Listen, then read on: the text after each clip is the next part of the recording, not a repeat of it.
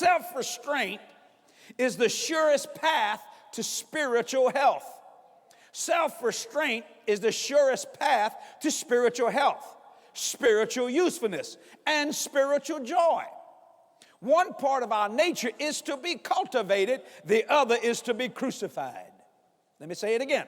Self-restraint is the surest path to spiritual health, spiritual usefulness, and spiritual joy. Three things. I could preach 3 hours right there. Spiritual health, spiritual usefulness, spiritual joy. Now, one part of our nature is to be cultivated, the other is to be crucified. I'm not saying, young people, that you got to look like a monk. I ain't talking about that kind of stuff. I like the way you look. Don't misunderstand. I'm not being critical. What I'm saying is, are you looking like someone that's of the devil, or why don't you look like someone that's of the Lord? I promise you, you put the devil on the side of an angel, the angel going to win. The angel going to look better. You see what I'm saying? But we wait for the world to give us our fashion.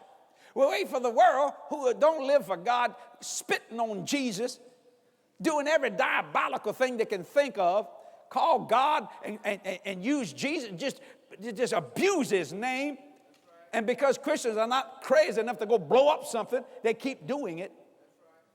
And people say, why don't Christians do that? Because Christians don't use fear to get people to the knowledge of God. Other religions do, but Jesus doesn't do that. So let me say it again. Self-restraint is the surest path to spiritual health, spiritual usefulness, and spiritual joy. One part of our nature is to be cultivated.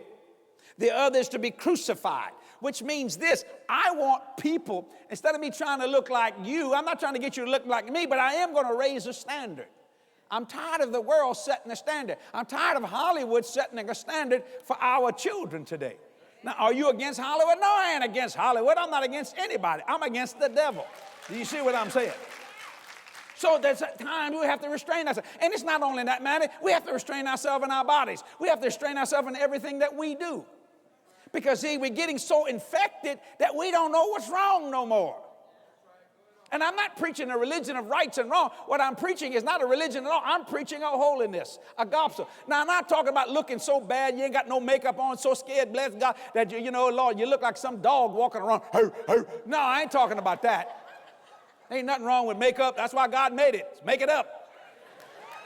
Ain't nothing wrong with that. I don't have a problem with that. But I'm getting to a point, Lord Jesus, but it's ridiculous. A woman, see, because the pendulum never stays in the middle. It always swings too far to the right. We got too many conservative right. We got too many liberal left.